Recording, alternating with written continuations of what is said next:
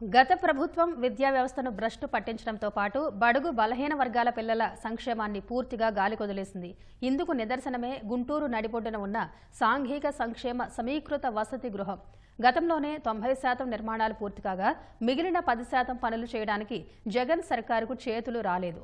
కూటమి అధికారంలోకి వచ్చిన వెంటనే ప్రత్యేక దృష్టి సారించి అధునాతన సదుపాయాలతో హాస్టల్ను పూర్తి చేసింది. త్వరలోనే అందుబాటులోకి తేనుండటంతో విద్యార్థుల 12 ఏళ్ల సుదీర్ఘ నిరీక్షణకు తెరపడనుంది.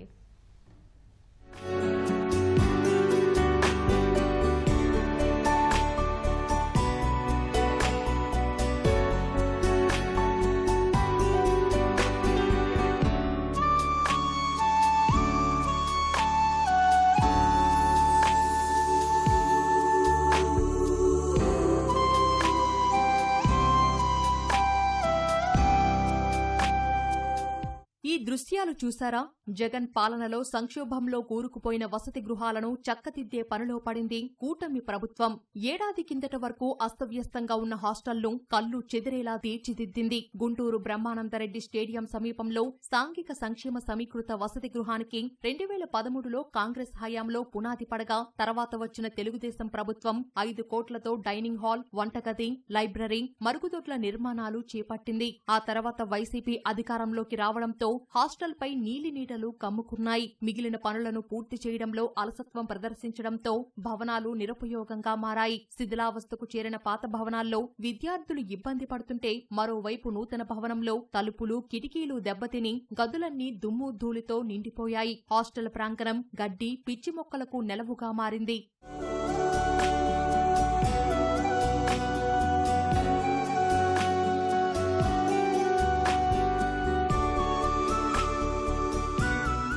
కూటమి సర్కార్ అధికారంలోకి వచ్చిన తర్వాత విద్యాశాఖ మంత్రి లోకేష్ సంక్షేమ వసతి గృహాల సమస్యలపై దృష్టి సారించారు. గుంటూరు హాస్టల్కు 1,45,00,000 రూపాయలు మంజూరు చేసి హాస్టల్ రూపురేఖల్నే మార్చేశారు. సకల సదుపాయాలతో అధునాతన వసతి గృహం అందంగా ముస్తాబైంది. 12 ఏళ్ల తర్వాత హాస్టల్కు మోక్షం లభించడంతో విద్యార్థి సంఘాలు హర్షం వ్యక్తం చేస్తున్నాయి.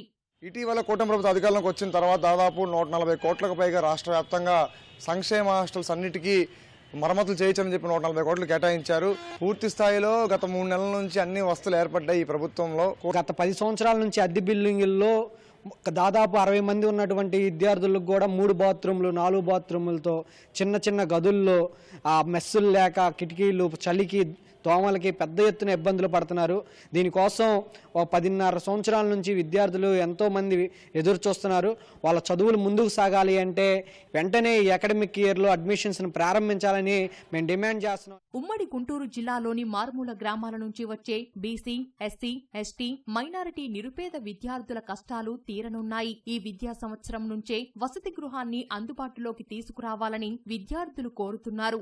హాస్టల్లో బీసీ, ఎస్టీ, మైనార్టీ హాస్టల్లో చదువుకోలేక కొంతమంది పీజీ హాస్టల్లో, ప్రైవేట్ హాస్టల్లో దాదాపు 4,000, 5,000 కట్టుకుంటూ ఈ హాస్టల్లో ప్రైవేట్ హాస్టల్లో ఉంటున్నారు. 300 మంది విద్యార్థులు కూర్చుని మెస్సు భోజనం చేయడానికి ఇబ్బంది లేకుండా మంచి రూమ్స్, ఫ్యాన్స్ అరేంజ్ చేశారు.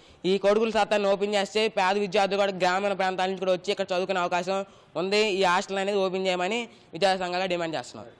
తక్షణమే ఈ బిల్డింగ్ని పూర్తి చేశారు కాబట్టి అందుబాటులోకి కూడా ఈరోజు రాష్ట్ర వ్యాప్తంగా ఈ నెల 12వ తారీఖు నుంచి ఎస్సీ, ఎస్టీ, బీసీ హాస్టల్స్ ప్రారంభమవుతా ఉన్నాయి. కాబట్టి ఆ రోజున ఈ సమీకృత భవనాన్ని అందుబాటులోకి తెచ్చి విద్యార్థులకు న్యాయం చేయాలని చెప్పి విద్యార్థి సంఘాలుగా కోరుతా ఉన్నాం. త్వరలోనే ఈ భవనాన్ని నారా లోకేష్ చేతుల మీదుగా ప్రారంభించి విద్యార్థులకు ప్రవేశాలు కల్పిస్తామని ఎమ్మెల్యే నసీర్ అహ్మద్ అన్నారు. 1,45,00,000 రూపాయలు ఈ బీసీ సాంఘిక సంక్షేమ హాస్టల్కి కేటాయించడంతో పాటు పనులన్నీ కూడా పూర్తి చేయడం జరిగింది. రేపు వచ్చే నెల రాబోయేటువంటి నెలలో సాంఘిక సంక్షేమ శాఖ మంత్రి అలాగే యువ నాయకులు నారా లోకేష్ గారి మీద దీన్ని ప్రారంభోత్సవం చేయించుకోవాలనేటువంటి ఆలోచనతో స్కూళ్లు మొదలవుతా ఉన్నాయి. ముఖ్యంగా ఇక్కడ 450 మంది పిల్లలు పూర్తి అకామిడేషన్తో పాటు డైనింగ్ హాల్తో పాటు స్టడీ రూమ్తో పాటు లైబ్రరీతో పాటు ఇక్కడ బెడ్స్ అన్నీ కూడా ఏర్పాటు చేయడం జరుగుతూ ఉంది. ఇంకా అవసరమైనటువంటి కార్యక్రమాలన్నీ కూడా తప్పకుండా చేస్తాం.